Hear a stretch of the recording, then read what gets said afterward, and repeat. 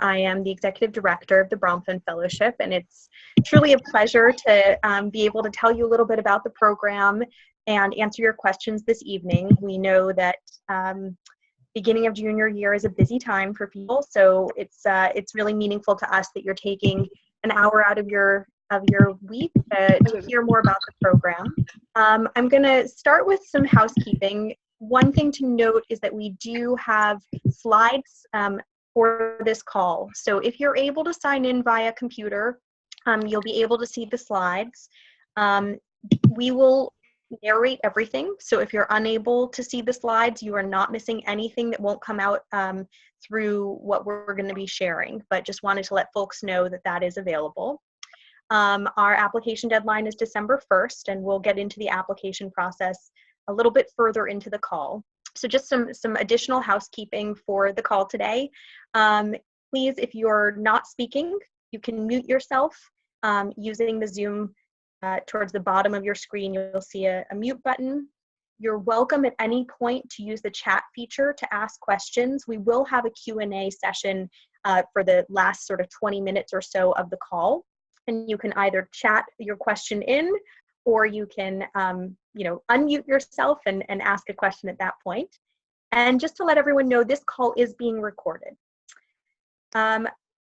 You can, for those of you that can see the video, you can see me there, but you can also see on this slide, I'm Becky Borwinda. I am the Executive Director. I'm also an alumna of the fellowship. I was a fellow in 1997. And I'm also joined today by Jake Marmer, who's our Education and Programming Director, and he'll get to share about the content of the program shortly. Ava Charney, who's our Administrative Director, she's going to talk more about the application process. And later in the call, you'll also get to meet two of our alumni, Mira Kittner and Abe Baker Butler, and they're going to just share from the alum perspective of what the fellowship was like. And all of us will be available for answering questions at the Q&A. Today's call is going to focus on, first, a bit more about the program itself, a little bit about application details, and then, as I noted, the Q&A. So first and foremost, who is a Bronfman Fellow? And as you can probably see from this picture, there is no one specific demographic that applies to the Bronfman Fellowship. In fact, my hope is that those of you on this call can imagine yourself as Bronfman Fellows, and that's one of the reasons that you're on the call to hear more. The kind of young person that we're looking for is really someone who enjoys conversation, enjoys learning for learning's sake, isn't satisfied with just learning for school purposes, but really has a deep hunger to have questions answered, to explore in-depth, intellectually stimulating program. Also, this is a place to really make friends and meet people who are like you, who like these kinds of conversations, are hungry and interested in exploring in a deep way. And we'll talk more about what the program offers and how that experience can take shape. But just to get a little bit more into what kinds of folks we're looking for and who's a Bronfman Fellow. We really believe deep in pluralism. And when we talk about pluralism, we're not only talking about pluralism in the context of Jewish identity, though that's certainly a very big part of this.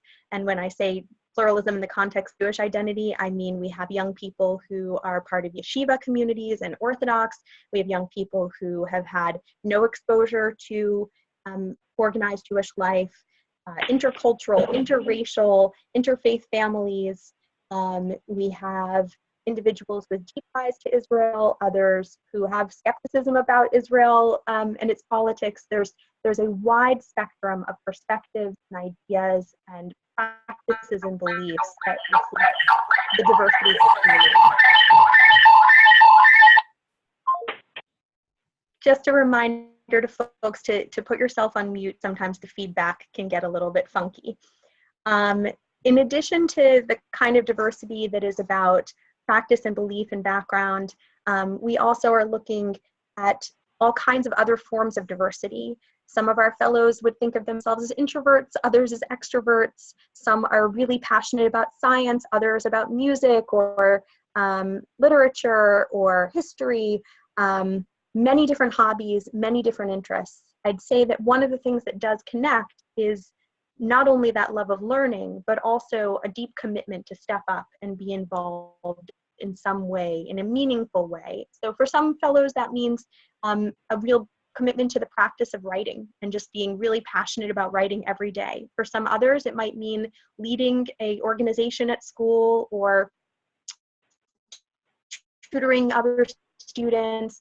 Stepping up can look different for each person, compelled and committed to their environments and into their passions as well.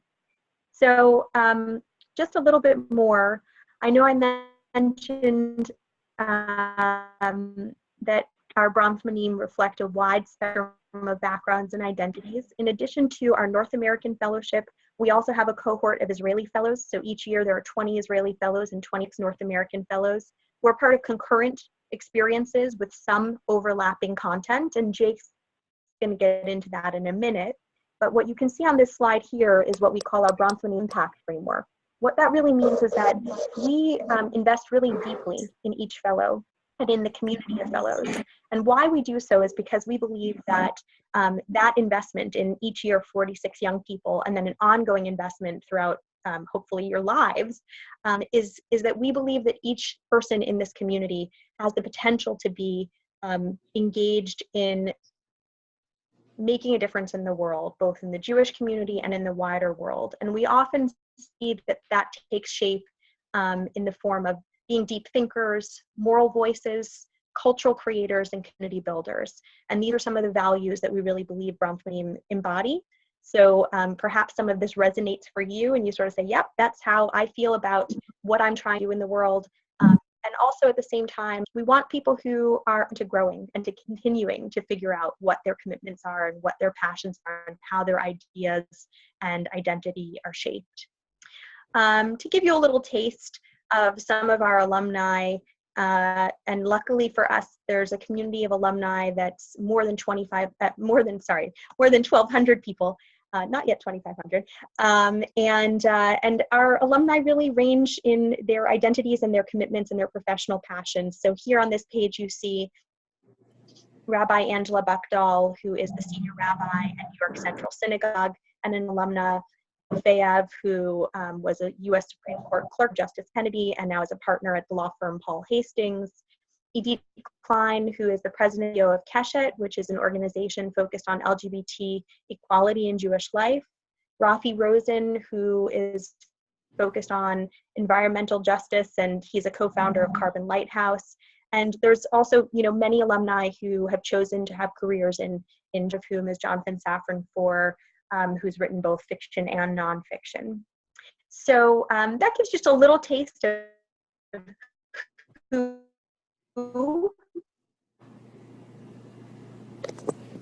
And now I'm going to hand it over to my colleague Jake, who is going to talk a bit more about the what, which is what. Hi, thanks Becky, and hi everyone. I'm Jake Marmer. I'm the Education and Programming Director of Bronfman Fellowship. I live in the Bay Area and joined Bronfman just at the end of this past May, right before the summer session. And if you can believe it, I'm already deep in the trenches planning summer 2020.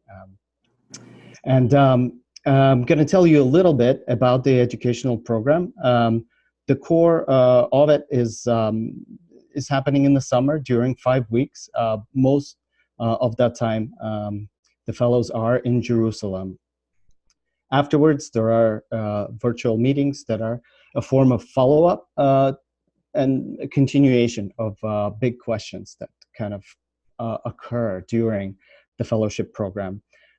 Finally, the program culminates with a spring seminar, which happens in the US, and past few years it's been in Washington, D.C. Those of you who are looking at the slides can see that on the slide. The way that I think about the 5-week stretch, which is really the heart of the fellowship program, is a single, profound, transformative, life-changing conversation, and a real profound conversation. Some of it happens in a somewhat traditional, formal setting, that is around a table with a text and an educator. Parts of that conversation, as Abe and Mira can attest later, happen late in the evening, outside on the bench, or on a hill in Jerusalem, or on boardwalk in Tel Aviv.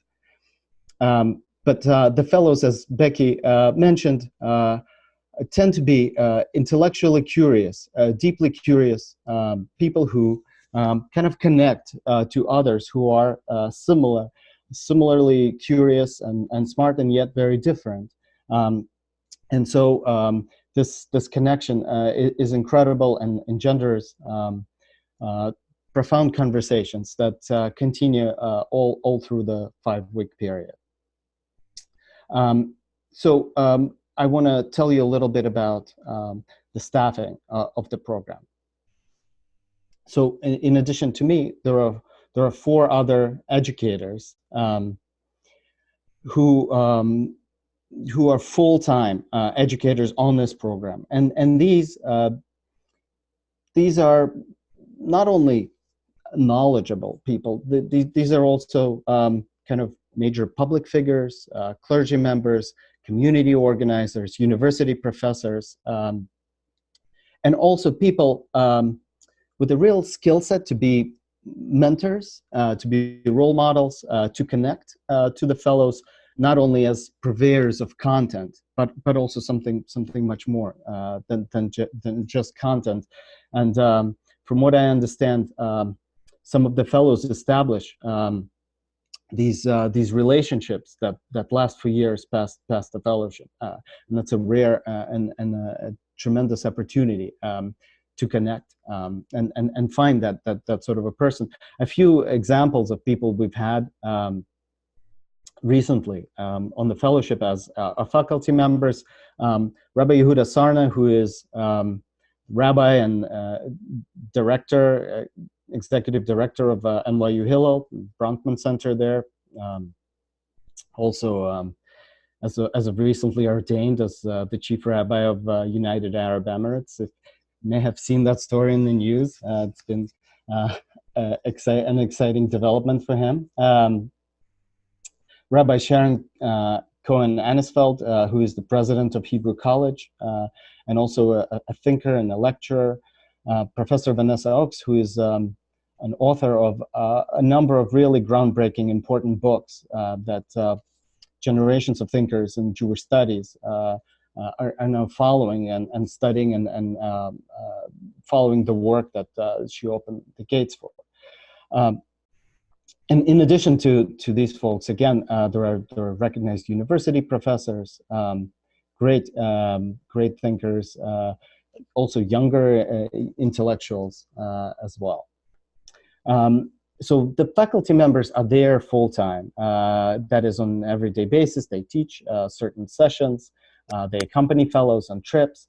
But also, there are fabulous special guests, special speakers and educators that join the program. Thank you, Becky, for switching the slide. And these two are kind of leading intellectuals, Jewish intellectuals, artists, kind of community members, really kind of an all-star cast. If you can see the slide, some of you, I'll name a few people that we've had just recently. Viva Zornberg, who is a renowned biblical interpreter, really paved the way for 21st century biblical interpretation that brings together classical commentators and also people like Freud and Lacan, literary theory scholars, and and others. Monty Friedman, who is a renowned award-winning journalist and book author. He's also alumni of the program, so it's particularly exciting for him to be able to reconnect and come to speak to our fellows. Yossi Klein Alevi, who is also a major journalist and author, speaker. There was a little, as they say, Dybbuk infusion in the talk. So just a quick reminder to please mute yourself as you join or with us.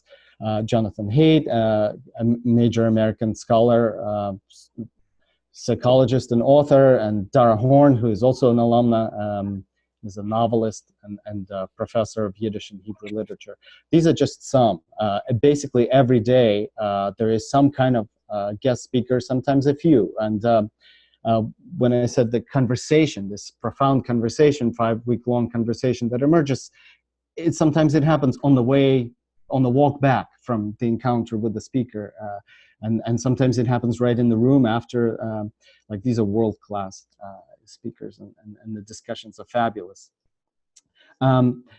I should also say, as an educator, for me, what I observe and believe in is that the single most impactful text of all is the text of each other's narrative that emerges and is mirrored and is kind of profoundly encountered by others. As Becky mentioned, pluralism is a central value of Bronfman Fellowship. And so there are people from very different cultural backgrounds, different political backgrounds, and to be together, to form a community together, to think through how this community is possible is a very rare and beautiful opportunity. Thank you for that, the day in the life slide. So people spend time together in the context of learning, as you see, but also, you know, people have their meals together, people create art together, and people do Jewish ritual together, and figure out how to do it in a way where everybody's opinions and everyone's vision is included and respected. That's not easy, and that is a profound learning experience in and of itself. At some point in the fellowship program, about halfway through the summer, our fellows encounter their Israeli counterparts. In other words, Bronfman Fellows in Israel. There's a loosely analogous program that happens in Israel, and North American fellows and their Israeli peers come together for a program, and they find that the encounter is more challenging and therefore more rewarding than they may have expected or even conceived of it. It's a really profound experience of speaking across the difference, of finding similarity, and being together. I'm gonna stop here and pass it onward as we have a few other wonderful speakers, and we can come back to questions before long. Back to you, Becky.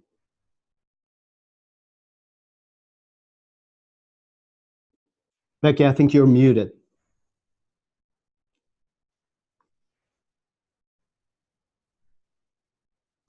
Let's see if that works. Yes.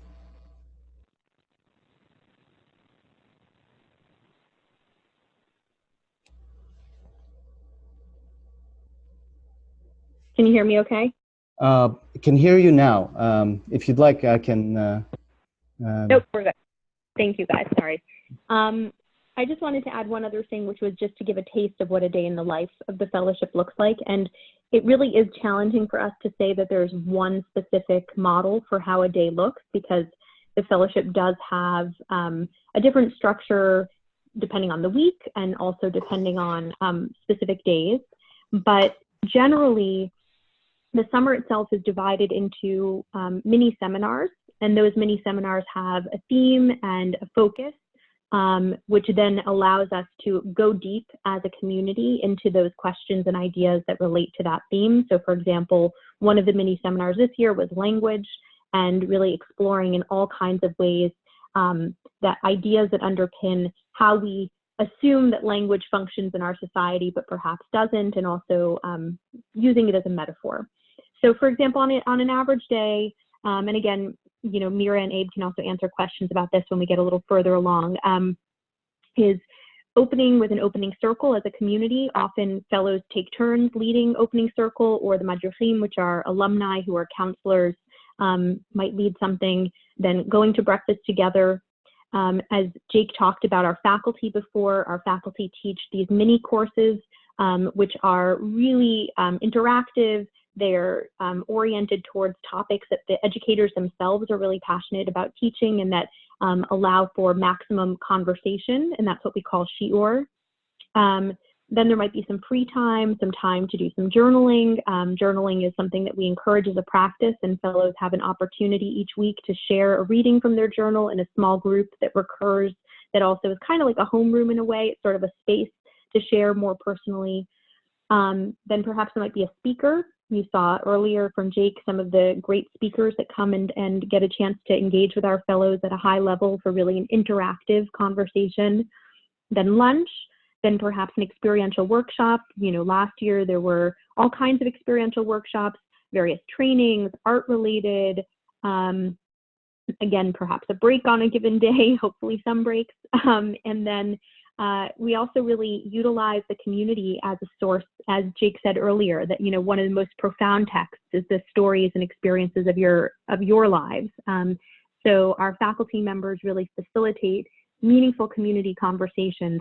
Each voice in the group of 26 of North American Fellows matters tremendously. Each one of your voices does.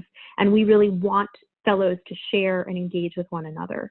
And then there would be dinner. And then, you know, again, this is probably the best day that ever was, is basically what this day in the life version is. But, you know, maybe heading to a concert. This past year, the fellows went to some music concerts. They went to some dance performances. I should note that we also are very sensitive to Shabbat observance and kashrut, as well as knowing that in the summer there is the 3 weeks that occurs during that time, and we ensure that all our programming avoids live music and swim and other things, or provides options so that no fellow would ever feel uncomfortable. Similarly, you know, always there are some of our faculty who themselves are observant and are focused on ensuring that that's comfortable for all fellows as well. We can also answer more of those questions as we move ahead. And I'm gonna switch over now to our alumni who have joined us for sharing. And so first I'd like to invite Mira. Mira is now a student at Barnard and originally from the Bay Area. She's going to tell you a little bit more about herself and sort of what she was coming from at age 17 into the Bronfman experience when she was a fellow in 2017, as well as offer a little snapshot or highlight from her experience. So I'm going to hand it over to you, Mira. Amazing. Thank you, Becky. Hi, everyone. It's really great to be here. As Becky said, my name is Mira, and I was a Bronfman Fellow in the summer of 2017, which both feels like just yesterday and also ages ago. To give you a brief background, Becky mentioned that I'm from Berkeley, California, and I attended a modern Orthodox Jewish day school K through 8 called Oakland Hebrew Day School, and then I graduated from a pluralistic Jewish high school in San Francisco called Jewish Community High School of the Bay. And to speak a little bit about myself from a Jewish identity perspective, as I mentioned, I had a really rich Jewish educational background, and my family wasn't particularly religious, but we really enjoyed celebrating Shabbat and different Jewish holidays. And when I applied to Bronfman, a lot of questions were on my mind about, you know, how was I thinking about my Jewish identity in relationship to my family, and what was important to me as central Jewish values. And that's something that I really got to explore during my Bronfman summer, and something that I'm still curious and talking about today. There's so much that I could say about the amazing summer that I had on Bronfman. I think one snapshot that comes to mind is the trip to the Negev that we took. And it came at a really great time in the summer after a really full week. It was an introductory week of learning and seminars and really getting to know each other. And then suddenly we were in the desert, and it was really a chance to get to know, like Jake just said, about encountering each other like a text. And I found myself really getting to have one-on-one conversations with a lot of people, almost everyone in my cohort. There was one moment where we slept out under the stars, and suddenly like everyone started bringing in their instruments, and we were playing mandolin and guitar, and people were sharing stories around the campfire and telling jokes. And it was just a really fun moment to see how a reflective community formed both within the more educational program aspects of the fellowship summer, and also outside in a more organic and fun way. And I just loved, I think to me, Bronfman is a space of moving between, structure and unstructure, and people getting to bring themselves in many different ways, and their talents and questions about the world in all of those settings.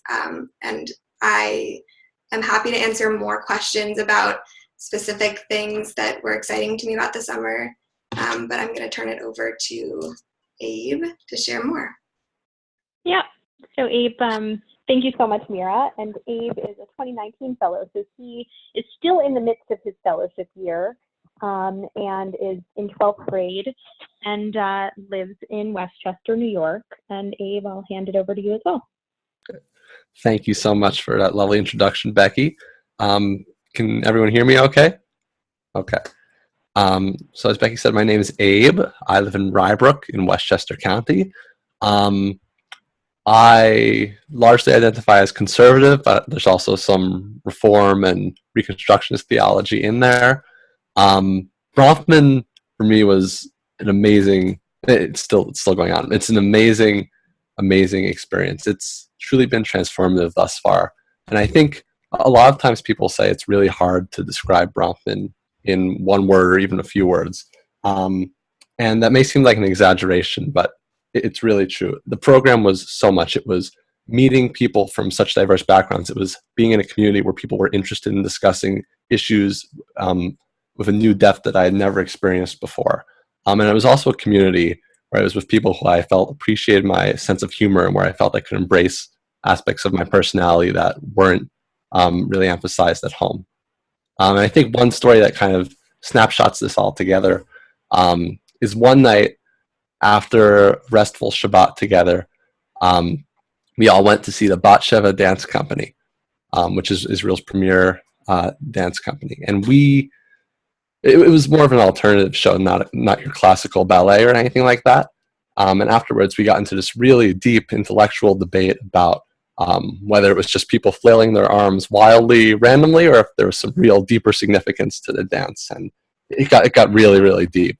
And then right after that, we had just a spontaneous jam session with music and a really awesome, exciting dance party that I was at the center of, which is not something that usually happens for me at home. So I feel like that story really captures Bronfman, because you have the intellectual, you have the deep discussion, you have the engaging with people from different backgrounds, and then you also have the fun and embracing new parts of yourself. Thanks so much, Abe. And again, Mira and Abe will be available for our question period, which we're moving close to. But before we do that, I'm sure many of you have some questions or want to hear a little bit more about the application process itself. So Ava, who is our administrative director, is going to share a little bit more about the application process. And also for those of you who will have any, hopefully you'll have no challenges with the online system, but if you do have any questions at all while you're in the midst of the application, Ava would certainly be the person that you'll end up interacting with. So it's great to hear her voice and hear from her. Hi. So to review very quickly about the application, it is due on December 1st, and you complete the application. Everything's completed online. You this year we have a video component that you would, which we're very excited about. We also ask for 2 letters of recommendation. One is from a guidance counselor or a teacher, and the other could be from anyone except a member of your family, no relation to you.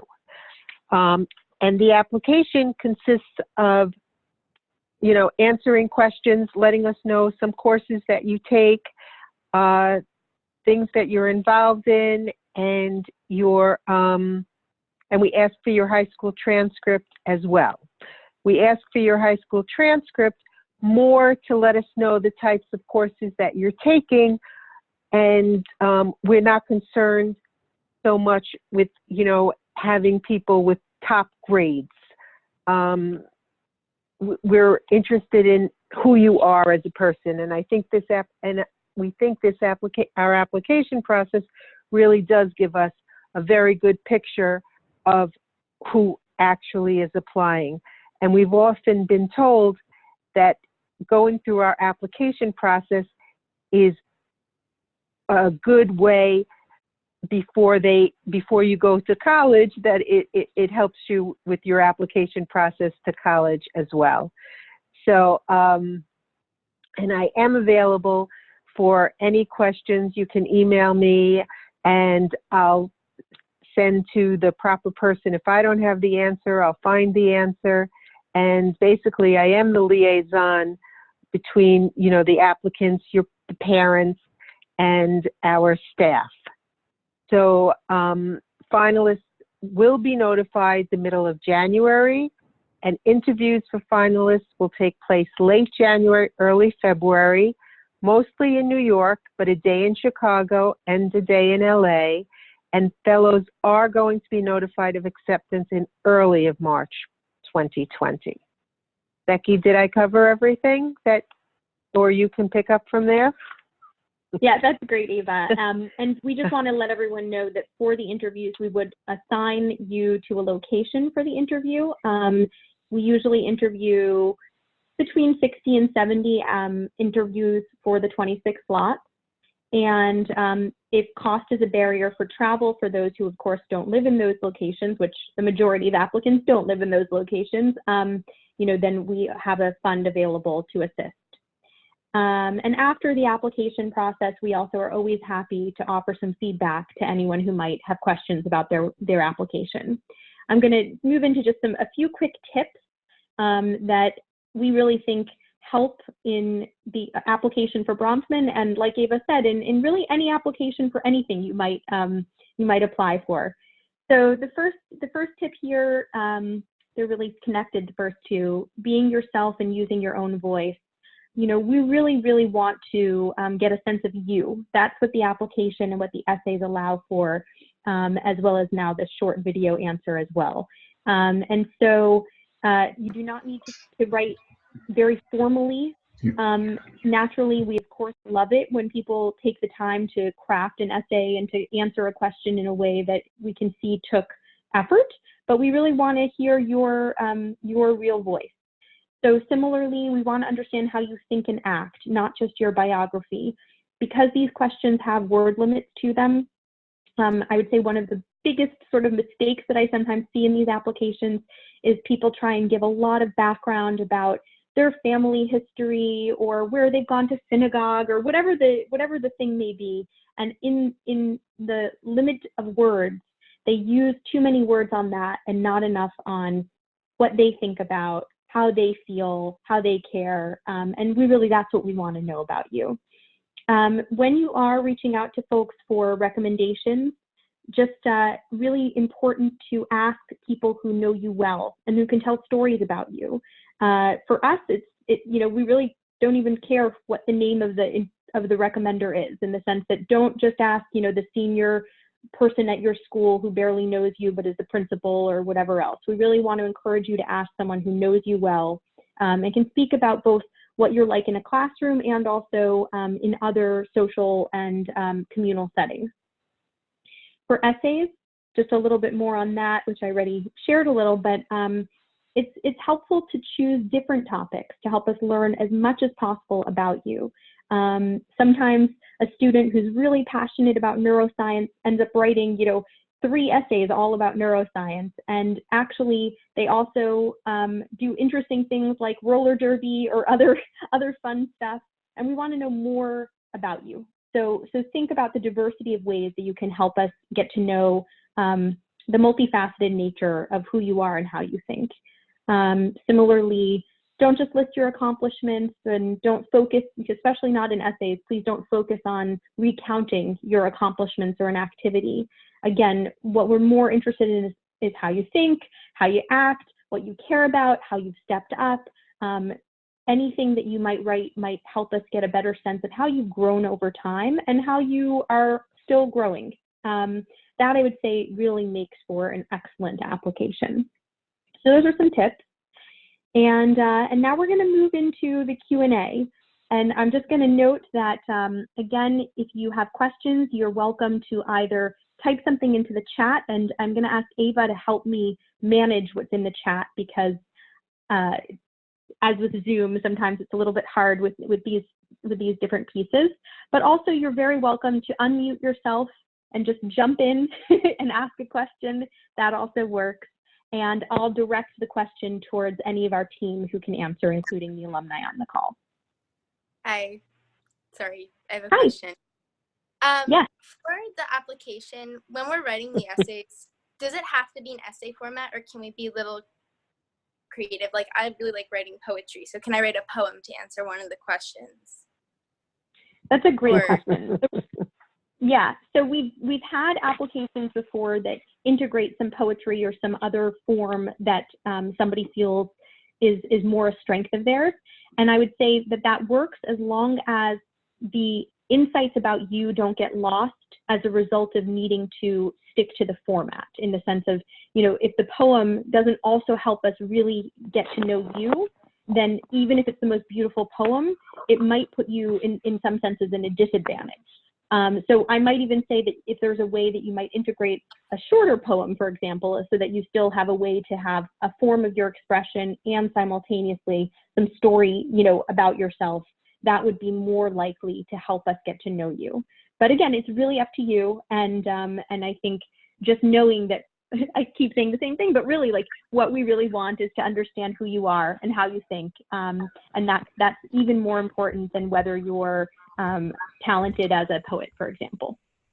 And if I can just chime in and say how excited I am about the perspective of a poem being submitted, and folks with artistic interest applying to the fellowship. This is going to be this coming year. We are building in a piece of kind of like an arts track where fellows once a week will have an option of doing some kind of an arts track, either poetry workshop or visual arts or something else. So fabulous. And just to echo what Becky said, obviously, like, iambic pentameter, adhering to iambic pentameter is less important than the emotional reflective impact, which could certainly be related through a poem. Becky, do you want me? That. Do you want me to repeat the questions that are in the chat, and you'll go by that? Is that helpful? That would be great. Yeah, because I see some popping up, and so that would be fantastic, Ava, if you could just walk us through each question, and I'll do my best. Okay, so will we be able to download the slides after the presentation? So we will, it'll probably take about a day or so, but we will post this presentation along with the slides, so both the audio and the slides within the next day or so. Yes, and I believe they're going to be on the website. Yes, thank you. Okay. How many applications were there last year? I want to say there was 236. Yep. Within one or two. 236. Yep, that sounds right to me. Okay, I got that one. Okay. How much religious activity is there on the fellowship? Obviously, it's a Jewish fellowship, but are fellows expected to go to services and such? That's a great question. Abe, do you want to answer that as a recent fellow about what your experience was in relation to maybe even just talking about Shabbat a little bit, just to give a sense of how it felt for you as someone who doesn't have a regular Shabbat practice exactly in your home environment? Sure. So this was definitely something I was thinking about a lot going into the fellowship this last summer. And in some of my past Jewish communal experiences, I had seen a tendency for things to kind of just automatically shift towards most observant as the default. And on Bronfman, I was really impressed, and I really loved how much choice we were given in our religious observance. Yes, it's expected that you are going to somehow explore your Jewish identity or somehow observe Shabbat, but that can range anything from meditation to a traditional Orthodox minyan to a renewal service with lots of music and dancing. And so there's really a lot of options, different things every week. It's as far from monotonous as you can get, extremely engaging, and it's really whatever you make it. So I have a question about services in particular. Sure. Can I? So are you like in an area where fellows can go to different synagogues?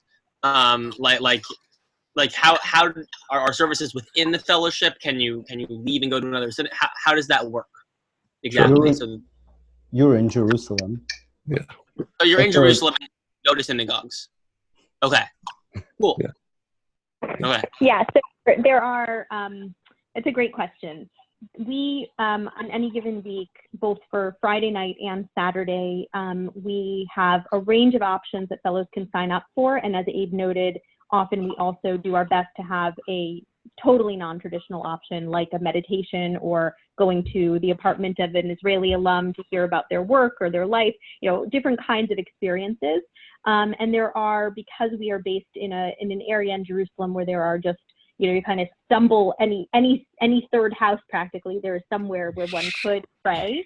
There are some really great options to choose from. And for those who have a daily prayer practice, often fellows will pray, for those that do have that practice, on their own in the mornings, or sometimes, some years, I don't know exactly if this fellowship cohort, it happened as often, but some years there's enough fellows that want to go to a local synagogue right near where the fellows are staying and actually can go and pray for morning minyan, for morning prayers.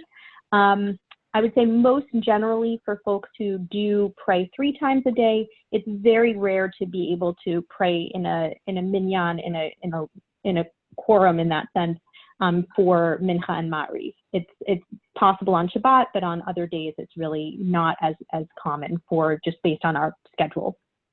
So just to give a little more context there. Okay, other questions? Yeah, thank you. Okay. What is the electronic policy when the fellows are in Israel for 5 weeks? Oh, good question.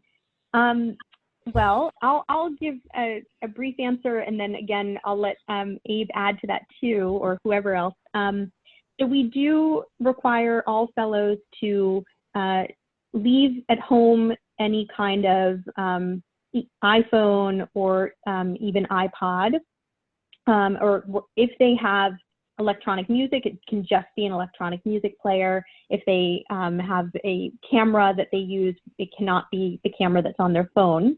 However, all fellows do get, when they get to Israel, a dumb phone, so basically a flip phone that they can still do text messaging, but it's not as easy to do it, and then they also can still get calls.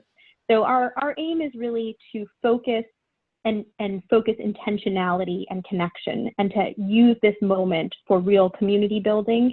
And we know that when fellows have smartphones with them, which years back that is how things were, it can just be a distraction.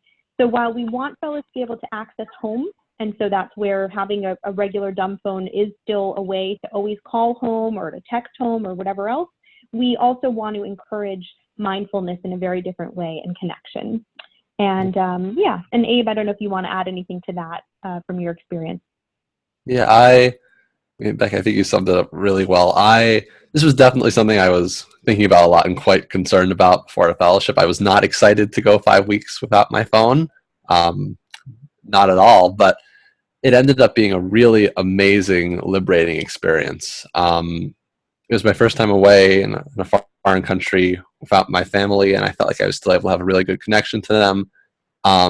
But it's become really clear to me over the course of the fellowship, and since then, that having an electronic smartphone with me would really have taken away from the quality of the conversations and interactions I had. Thank you. Ava, what else do we have? Okay, this is a good one. Do you have any tips for the video part of the application? What are you looking for? These are all good questions, my goodness. Yeah, these are great questions. So I will say that this is, as Ava noted earlier, this is the first year that our North American program has a video question as part of the application. For the past 2 years, our Israeli program has had a video question. And what we're really looking for is, again, I would say, be natural. We don't expect, nor do we really want somebody who's going to do a ton of editing on their video. Anyways, it's a very, very short question. But what we're interested in is just to get a little taste of you, how you speak and how you connect. And it will be one of the pieces that we look at. But again, really keep in mind that we're looking at all the pieces. Our reviewers take the time. We read the application more than once. We have more than one reader. We read all the letters of recommendation. This one video is just a small piece of what you're giving us. And so because it's an experiment for us, I don't have a lot more advice than that. Probably next year I'll have some better advice once I've seen what some of the videos this year look like. But don't overthink it. Okay. How does the week in the spring work in terms of college decisions being during that time as well? Yeah. Well, Mira maybe could speak a little bit to what that was like. Both when Mira was a fellow, we also had a more intensive gathering in December, which we now have a different approach to. But both in December and in the spring, certainly college does come up, and maybe Mira can say a little about like how that felt or how she felt expanding to the extent that it was. Yeah, definitely. The winter and spring seminar are really a wonderful time to reconnect with people from the summer who you might have been in contact with in between but haven't seen in person in a while. I was really excited to meet up with people in my cohort, and like this question definitely makes clear, it was definitely a stressful time in my home life and my school life, and a lot of decisions were coming out among my peers. And I think it was definitely present, and we also tried to, separate ourselves from the decision and really focus on the chance to come back together as a group. And I think that we definitely had an acknowledgement that, this is a stressful time for everyone, and we're supporting each other through whatever decisions come about. And then there was also a moment where we were able to put it aside and really get to be present with each other and enjoy the time that we had. Thank you. Yeah, I think one of the things that we try and do and focus on is community throughout the entire fellowship. And so we really ask fellows to support one another and to be resources and to really kind of put aside the kind of judgment or competition that maybe sometimes they have in some of the other peer environments that they're in. And so by the time the spring seminar rolls around, as Mira said, though it's undoubtedly still a stressful time more generally, it's also, in a way, it's an opportunity to come back to a group of people who have now become your very close friends and who you feel comfortable and safe with. And so we try to really encourage that atmosphere. Okay, other questions? Okay, where do the fellows stay? So the fellows stay at essentially a youth village in Jerusalem. It is a secure space that has a campus environment. The fellows are in a building that they get to move into their rooms and settle into their rooms and, you know, hang up pictures and do what they want. Nonetheless, there's also several points in the summer where fellows go on multi-day trips, including, in particular, just over a week of time where the fellows are away from that home-based environment when we do our joint seminar with our Israeli fellows, which also includes a really awesome homestay where our American fellows get to stay in the homes of the Israeli fellows across Israel and really get a taste of teenage life in Israel with peers who, like them, are people who really love to go deep and think and talk and explore. And so it's a really nice connection point. Okay. Is there some free time to visit family in Israel? So this is a good question. We let fellows know that there are certain points in the week where there's some downtime where family can come to visit them. It is pretty much impossible during the fellowship itself to go and travel to visit a relative. There's just not that kind of free time.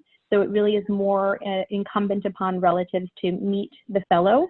But again, sometimes on a trip up north, there was a fellow who had relatives in Haifa, and so that relative didn't have to come all the way to Jerusalem to meet the fellow. They were able to meet them in Haifa. So there are some ways, and there are some extenuating circumstances over the years as well, like an ailing grandparent, where we of course have made it possible for somebody to be able to go during a Shabbat afternoon and travel to that relative.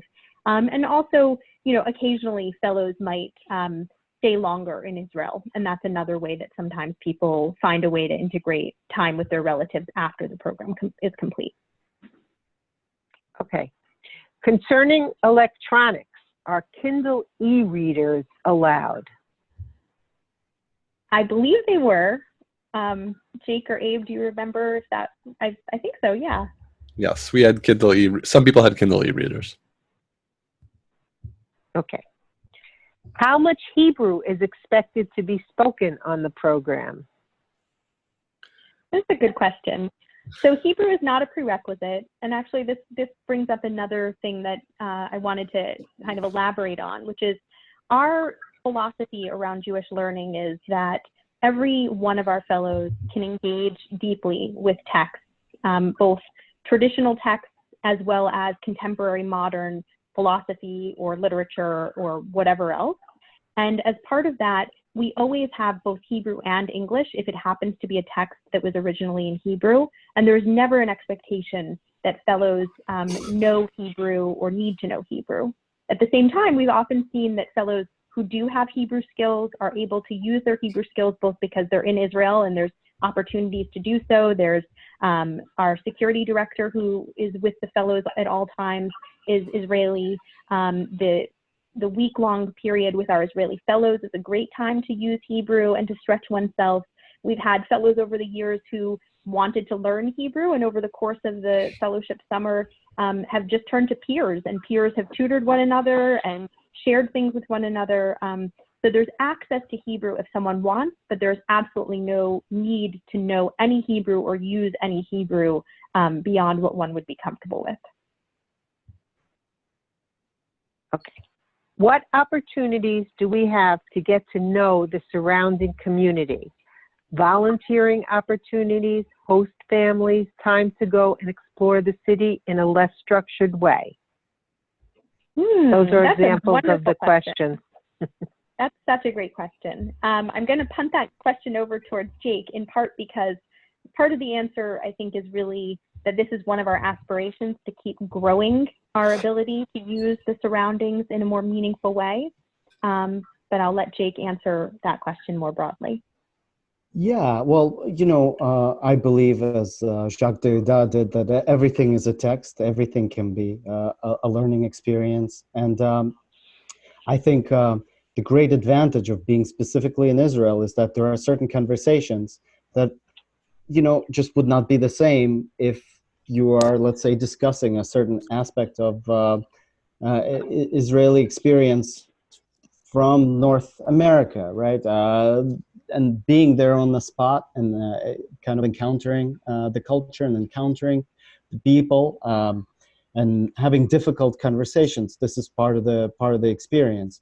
That said, there's quite a bit of programming right now, but within that programming, there are interesting opportunities to explore Jerusalem. This past summer, we also done some exploring of Haifa, and I hope we'll continue doing that too, and also Tel Aviv. So there is a degree of certain kind of freedom that you have to explore things, to get to know community, and you actually do meet people like the Israeli fellows, alumni of the program. You get to speak and meet with people who really live in Israel. This is not, you're not like within an enclosed bubble. Yeah, and our fellows get a chance to meet with, they also get to meet Palestinians. As Jake said, they get to meet with quite a number, not only of the Israeli peers who are their age, but also once a week we do an evening dinners with our Israeli alumni on different themes. And when it comes to volunteerism, I would say that right now that's not a component of our core program, though we have thought about ways to perhaps enhance service in the experience itself. One of the big challenges of doing meaningful service is that the language barrier is one part of that. And the other challenge is fitting a lot of different really important educational experiences in while not tokenizing volunteerism, right? So to just do like one-off volunteering would not be the kind of meaningful volunteering that we'd like to design or focus on. So it's something that we think a lot about, and we're still tinkering at all levels. And I just wanted to add within that fellows, when they return home, have the opportunity to do a sort of initiative that is a chance for them to further explore something that mattered to them or that matters to them from their Bronfman experience, and to bring some of that back home. And so sometimes that also relates to service or volunteerism, and we try then to encourage and mentor around that effort. So I know that we're getting towards the end of our time, but I see there's a few more questions. So Ava, maybe just let us know a few of the questions, and we'll try and combine them and answer briefly. And then we're always happy to answer further for anyone who wants to stay on, but also very much appreciate time is limited for some folks. So if at 9 you've got to jump off, feel free. We're just really glad that you are interested in the program. We hope that this excited you even further. And we're here if you have questions as you continue down your application process. Okay, so I'm just going to ask the questions, and then you'll figure out what you're going to do with them. Okay, sounds good. One was, how does rooming work on the fellowship? Then, how do you look to diversify the Bronfman team in 2020? Do you take a specific amount of people from each region of the country, different levels in their Judaism? Or does it depend on the applicants throughout each year? Well, it depends on the applicants throughout each year. Okay. What electronic music players are allowed? What is the policy for fellows calling parents? Stop me whenever you want. During the fellowship, will we ever be given the opportunity to debate or question passages from the Torah and other texts? Yes. Absolutely. Yes. Do we spend any time working in a kibbutz? Do you give priority to applicants who have not previously spent a significant amount of time in Israel? No. When writing about our relationship with Judaism, should we use Anglo terms like biblical literature and God, or Hebrew terms like Torah and Hashem? Whatever you want. That's okay. Right. Sorry. Whatever feels most natural to you. Yeah. Right. Is that okay? Is that all the questions, Ava? That's all that I got. Okay. Well, there these was. are great questions. Sorry, Becky. There was one more question. Just somewhere on the top about in regard to getting to know about current events. There was, and it was an earlier question. How do fellows keep up? So Great. Okay. Abe, you Go want for to it, say? Abe. Because yeah. Yeah, if you could answer about roommate and also about staying on top of the world events, that would be awesome. Sure. So I just wrote an answer about the current events in the chat, but it was fascinating having a copy of the New York Times, the Jerusalem Post, and Haaretz every day. I felt like I really had a good sense of what was going on, but that I was still at a distance where I was able to analyze it in a way I was never able to before.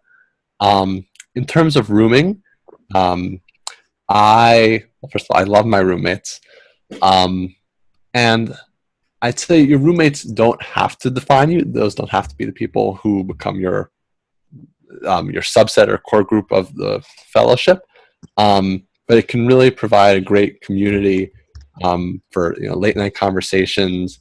And I believe it's also intentionally diversified each of the rooms. So I learned a huge amount from my fellow roommates who came from various parts of the country, various religious backgrounds. So I had a great rooming experience. Awesome, Okay. thank you. And hold on. The giving priority to applicants who have not previously spent a significant amount of time in Israel? So we have an interest in having a portion of our applicants, a portion of our fellows who have never been to Israel. So it's not necessarily about priority, but I would say that that is one of the criteria of many that we think about when we're composing the group. And certainly for students who've never been to Israel, this is an opportunity that I think is really a wonderful way to have a first experience with Israel. At the same time, that for students who've been to Israel before, it does not disadvantage you in applying to the fellowship to have been to Israel before. And I can guarantee that this experience of Israel will be quite different than others that you've had. But I wanted to say a little bit more and also then ask Mira to share something as well, which is just to really emphasize that the fellowship's approach and what we're focused on engaging in is not exclusively about Israel, though we do get the opportunity to get to know Israel in a deeper way. It's really much more about getting to know yourself, getting to think about the big questions of life, and using Jewish texts and ideas as a grounding point for those kinds of conversations. And really, that I think is something that I want to make sure we emphasize.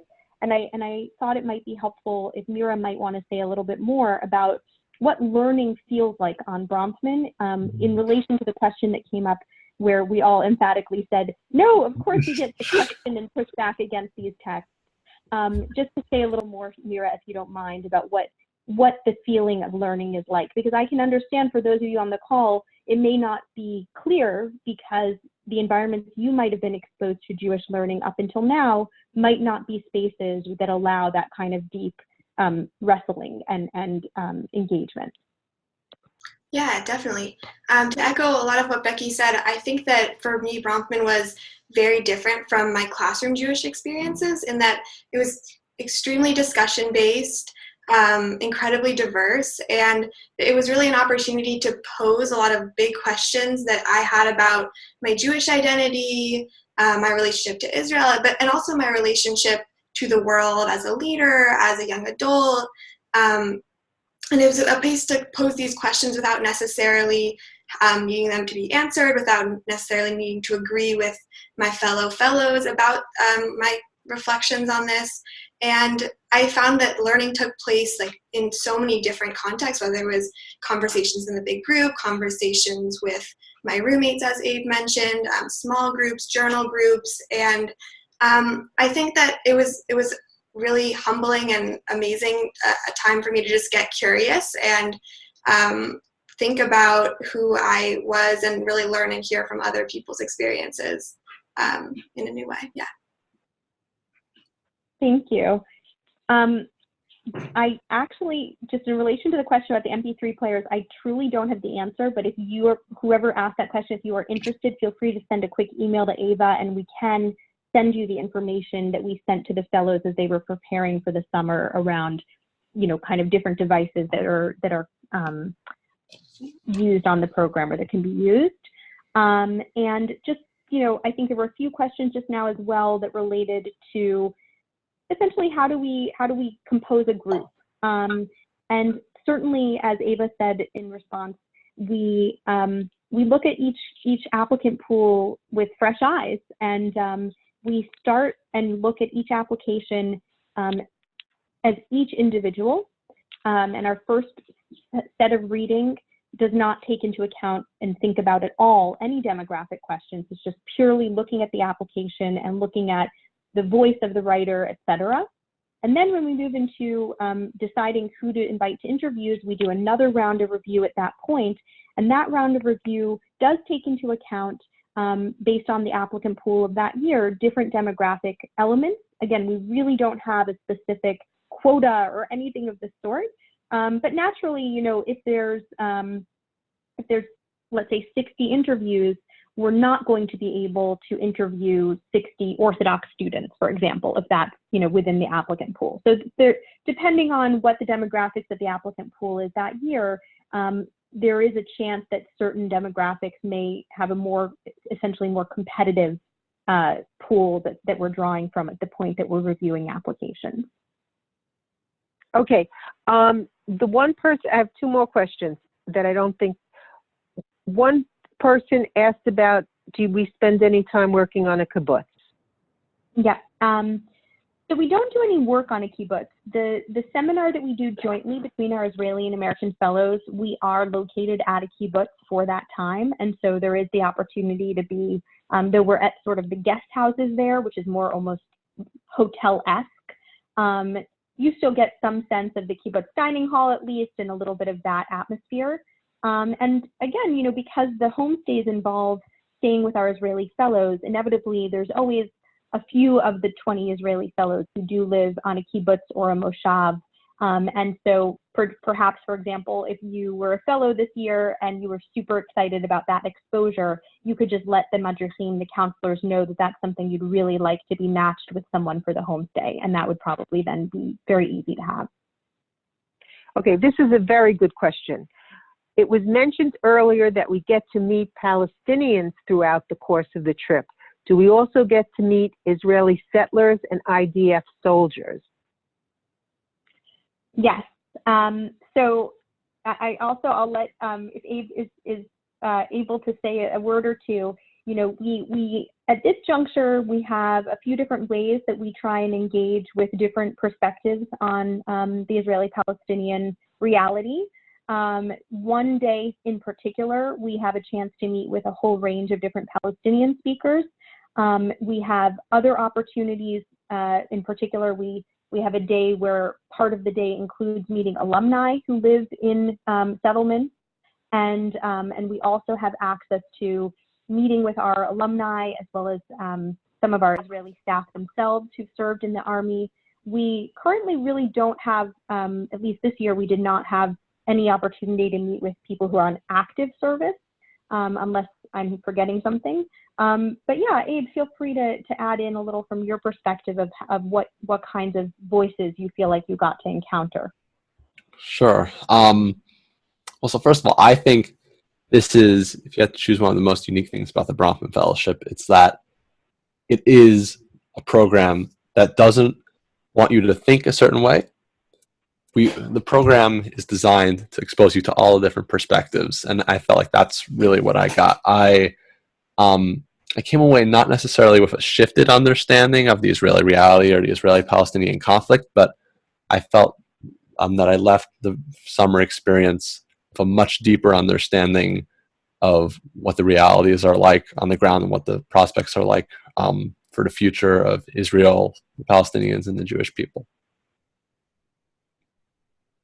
Thanks, Abe. The questions keep coming in, so. Okay, that's all right. I mean, I think for those of us on staff, we're able to stay on. And again, like I said, if anyone feels they need to drop off, this call will be recorded and it'll be posted on, is recorded and it will be posted on our website. So if you have to drop off, you could always look for that later and hear the last few answers to questions. Okay, so let me go on. I hope it's not too late. Does your demographic equal your family's or your personal beliefs? Oh, that is a fantastic question. I'm so happy you asked that question. I'm going to reference one of the questions that's on the application. So on the application, we ask you to describe your relationship to being Jewish. And what we really are asking there is your identity, what you think about Jewishness, what shapes you, and how you view your own affiliation, your own connection. When I say affiliation, I don't mean necessarily a denomination. I just mean what defines for you your Jewishness. That's what we're interested in. So when you're answering these questions, we're looking at you. We're definitely not bringing your parents along on the trip. So it's really about your voice, going back to that idea that, you know, there are 26 young people in the cohort each year, and each of those voices is so important to the conversation. So more than anything, what we want to understand is where you're at and what you feel, what you think, what you practice. And of course, for those of you that come from a certain type of home that maybe even differs from where you yourself sit, that's going to shape you. And that's going to be part of the story that you're bringing to the conversation when there's that circle of 26 students. So that's relevant, but that's not the primary focus of how we understand you in your application. And I would say this is the type of a Bronfman question that one can engage with during the fellowship, whether demographics of your family is one of your personal beliefs as well. It's a great question. Yeah. Okay. I know you talked about the interviews, but can you talk a little more about what we should expect if we get an interview? Absolutely. Yeah. We will, of course, notify people, and when they're notified, there will be a little more information as well. But generally, our interviews are a conversation. So I'm one of the interviewers, and another one of our educators does the other interviews. And so each interview lasts about 25 to 30 minutes. You come, you have a one-on-one with each of the interviewers. We, as interviewers, have read your application thoroughly, and we'll often use that as a starting point, from a sort of jumping off point for maybe a few questions.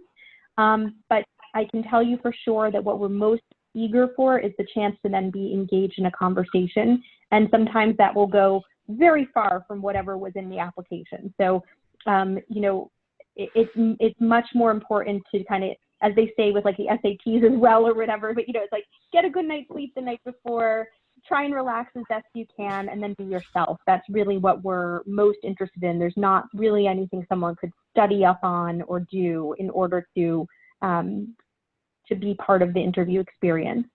And again, Mira or Abe, since you both went through the process, maybe I'm making it sound too gentle. I don't know, but please feel free if there's anything else you want to say. Yeah, I'll just pop in that my Bronfman interview was definitely one of the first interviews that I had.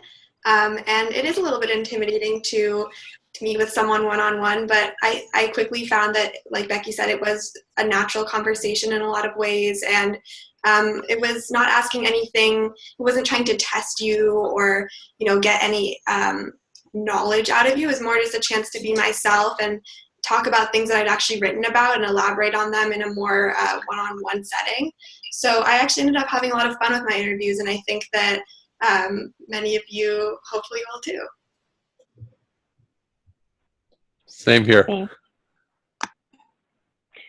And then does our interaction with Palestinians include peers like our interaction with Israelis? It does not.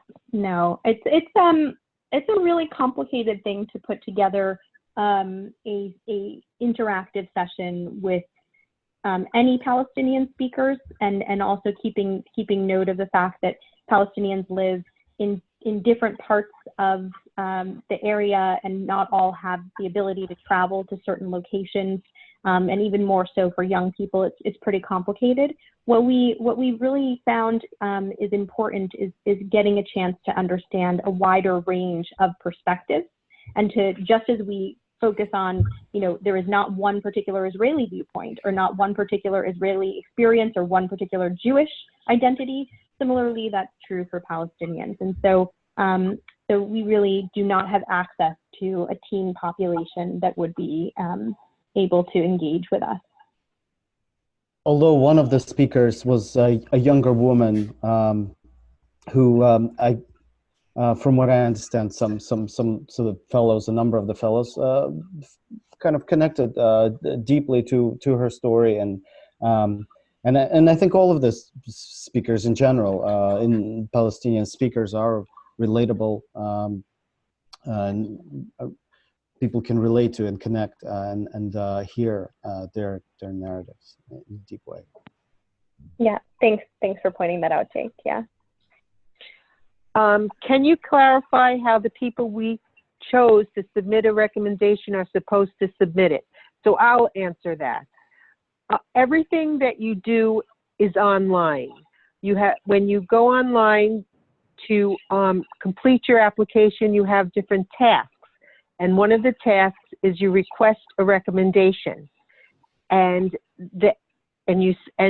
the system sends your recommender the email, and then they complete their recommendation and then upload it. They're given instructions on how to do it, but everything is done by our online system. I hope that's clear. Thanks, Ava. And again, you can always ask some questions. So I see one last question. I think we're going to really try and wrap it up since it is late. But the last question that I see here is about the program goal. In other words, what do we expect fellows to do? And actually, I love this question because I think that's something that's rather unique about the fellowship, is that we don't have one specific outcome that we're looking for. We don't have specific requirements of fellows after the experience. We actually, in the sense that this is a pluralistic group and a diverse group, we also know that fellows are going to choose many different life paths and career paths and do many different things. We really take a long view. The investment in fellows, it continues in the college years and beyond. And so, you know, we're lucky enough now that this would be our 34th cohort. We really have alumni who range in age and life stage, and we see that different moments for different people are moments where they're able to really shine. So there isn't one specific outcome or accomplishment or requirement. But I would say more generally, success for us really looks like at the end of this experience of the fellowship year and then beyond, fellows ideally really can engage in a different way with opinions and ideas that are different from them in a much more open way, can exhibit more vulnerability and more willingness to connect.